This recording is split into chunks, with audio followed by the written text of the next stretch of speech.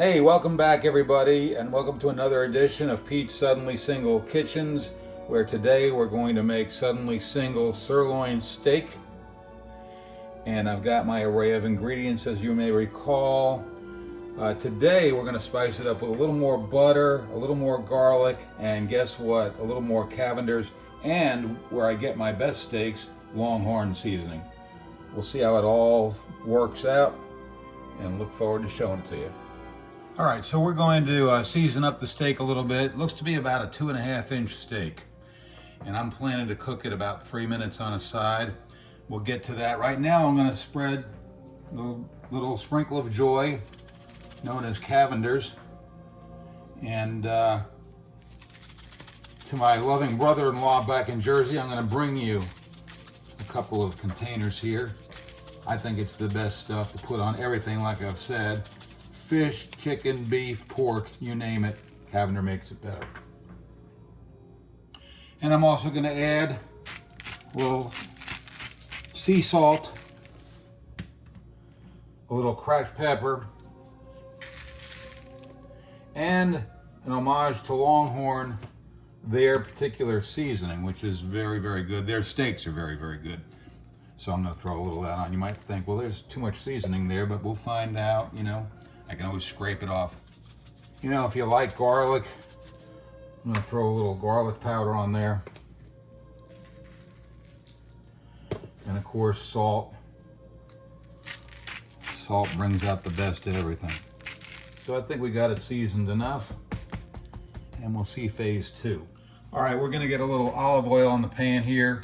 I have it set at 5. It's hard to get that in the frame. I'm not gonna use nearly as much olive oil, but enough, I think, to get it sizzling. I'm gonna cook this in what I consider the Pittsburgh style, where I'm gonna make it very seared on the outside and very rare on the inside. I learned of that technique at a place called Binion's here locally in Hendersonville. It was outstanding and I've never forgotten it. And so that's what we're gonna do. We're gonna make our suddenly single seared steak and hope for the best. I'm using tongs instead of a spatula, which certainly couldn't hardly lift it. I'm going to knock this up to 8. And I'm going to put the timer on 3 minutes.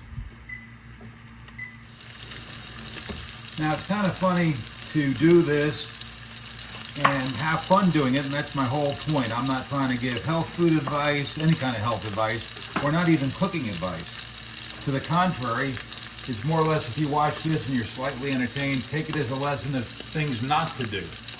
But generally speaking, I cook things up and they really taste good, and that's my whole point.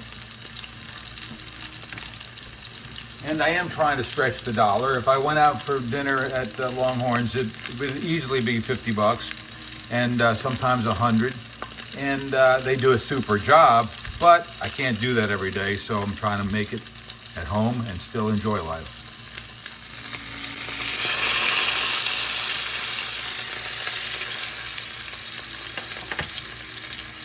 All right, now you can see that is a nice sizzling crust on there. It's looking good. It may take more than 3 minutes aside. I'm gonna gauge it by watching the outside and allowing for some pinkness on the inside, but not raw. We don't want it raw. Put the timer on, did I? Well, let's do it. 1 minute, 2 minutes, 3 minutes.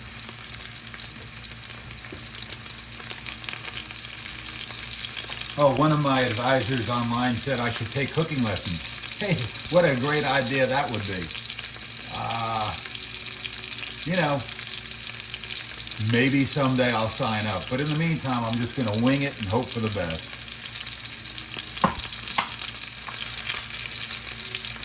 All right, I'm going to throw my onions in here. Get them to sizzling.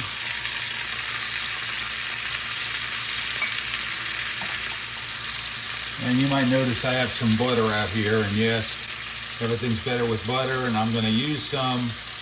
And I kind of shudder to think, or you might shudder to think how much butter I'm going to use, but everything's better with butter. I'm going to add a minute to this because I do believe it's cooking pretty well, but like I said, we don't want it raw, and we'll let these onions brown up. tongs. Put the plate on the steak. Put the plate on the steak. Put the steak on the plate. Hey, hey, hey. One more cup of coffee might get me going. Alrighty, so we're going to stir up these onions. And you're going to either love or hate this next idea, but I've got this whole bowl of spinach. Now with this, you can just throw a little olive oil on there and eat it raw like a salad. I'm going to cook it, and I'm going to cook it right here in the frying pan. My sister advised me in cooking that I should let the meat rest, which I'm doing while I finish up these onions. And the steak is laying back now, resting.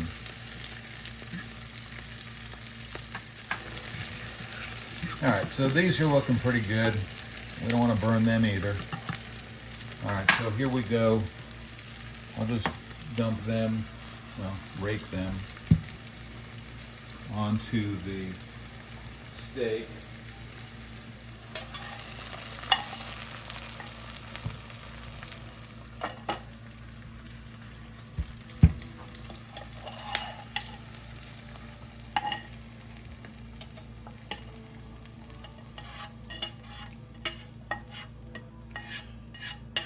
Okay, so got that going on.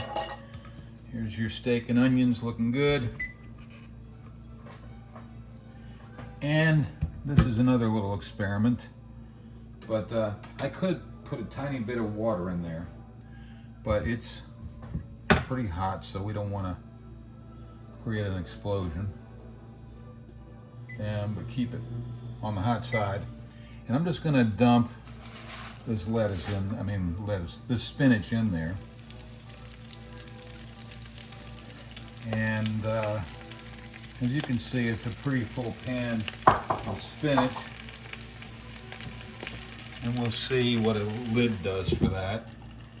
And I'll give it 2 minutes just to see how quickly it boils down. But it should be pretty good. And just a little bit of water on top to create a little more steam. Now down to our last of 2 minutes. And see it boils down pretty good. That steam helps to shrivel up those leaves. And from what little understanding I have of nutrition and cooking, my understanding is that boiling spinach or any other vegetable does not deflate their nutritional value. You don't kill the vitamins. That's the point. So, I know you all are wondering about this butter I talked about. So I'm going to pop that in the microwave for 30 seconds, which corresponds with when that spinach should be done. And it looks about done now. Throw that around a bit. So you see that the size and shape of the spinach changes dramatically when you put it in the pan.